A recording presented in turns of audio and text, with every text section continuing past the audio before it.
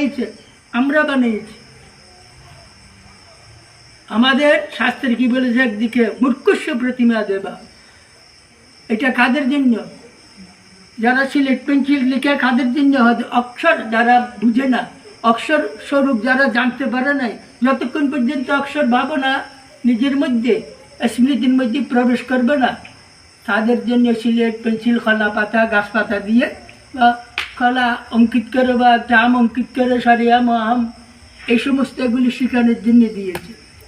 তদ্রূপ এই যে মডেল আমাদের শিব, দুর্গা, কৃষ্ণ, কালী, রাম যা কিছু, এটা ভগবত চিহ্ন, যাকে সামনে রেখে আমরা একটু আমাদের পূর্বজরা পর্যন্ত এগুলি মেনে আসতেছে, তাকে সম্মুখে রেখে আমাদের ভক্তি জাগার জন্য এটা রাখি।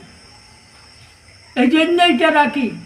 আর এটার ভিতরে যদি একেবারে মেনে নিয়েছি এই মডেল, আপনাকে যদি কেউ বলে একটা যারা স্বর্ণকার হোক বা যারা হাটের কাজ করে, গ্রিলের কাজ করে, কয়েক পটু দেখালে আপনার কোন ডিজাইনকে চয়েস করেন, ওই ডিজাইনকে আপনাকে কাগজ অঙ্কিত করে দিলে হয়ে যাবে, আপনি পয়সা দেবেন?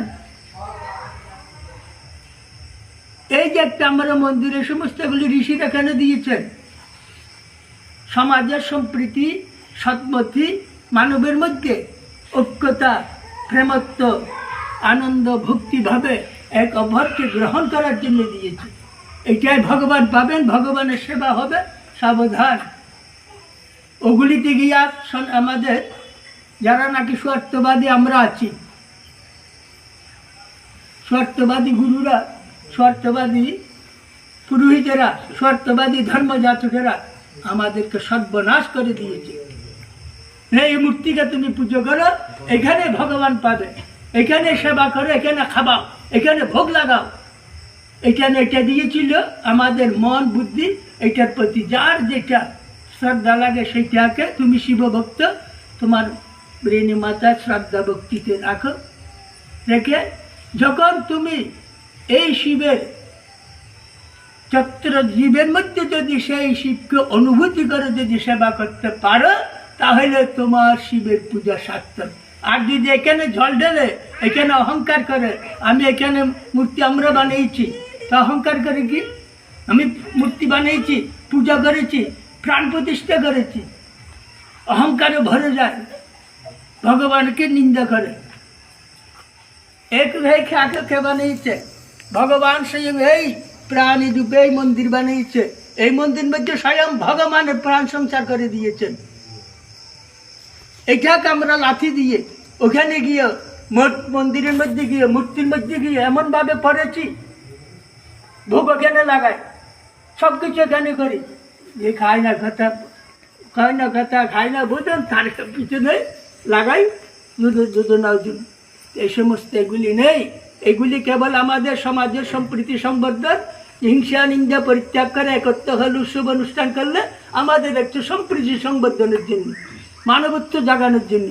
কিন্তু ভগবানকে যদি সেবা করতে যান, আপনি কৃষ্ণভক্ত, তাহলে ওই কৃষ্ণকে এই মডেল যে দেখাইছে, এটাকে প্রাণ গোবিন্দ, প্রাণ যেখানে গোবিন্দ সেইখানে এই আমরা সর্বনাশ করে দিয়েছি। ওখানে আমরা এটাকে মুক্ত বানাই দিয়েছি না, ওখানে ভোগ লাগাও, ওখানে খাবাও, আর মা ভাব দিনহীন দরিদ্র যারা জীব জন্তু তাদেরকে লাথি মারো। এগুলি আমাদের সনাতন ধর্ম শিক্ষা দেয় না। আমরা হিন্দিভাষী দেশে দেখেছি ওখানে কোনো মূর্তি এসেই দাদা পূজা করে না। দুর্গা পূজা হলে নবরাত্রি থাকে, নকন্যাকে দিয়ে খুব ভক্তিভাবে শ্রদ্ধা করে। আর আমরা মূর্তি বানাইয়ে মানে কিছু নেবেন না, আমার একটু মুক্তি একটু খারাপ, দেবীকে জগৎ জননীকে আহ্বান করে এখানে, তারপরে মদ খাইয়ে শীতের বিদের মেদের কেদের গাঁজা ভাঙ। এখন আমাদের সনাতন ধর্ম কি পূজা মানে কি রং ঢং, কেবল নেশার আদর্শ, হিংসা জাগ্রত করা, কিচ্ছু নেই এখানে। যতক্ষণ পর্যন্ত আপনার মন থেকে হিংসা নিন্দা অহংকার বিদ্বেষ নিজের ভাইয়ের প্রতি, নিজের সমাজের প্রতি, নিজের ধর্মের প্রতি আসবে না, মানবত্বের যার ভিতরে নাই, তার আর কি পূজা? আমাদের যেন নাকি আমরা স্বার্থবাদী লোকেরা, সাধকেরা একবার হরির নাম নিলে পরে যত পাপ হরে কলির জীবয়ে তত পাপ করিতে না পারে।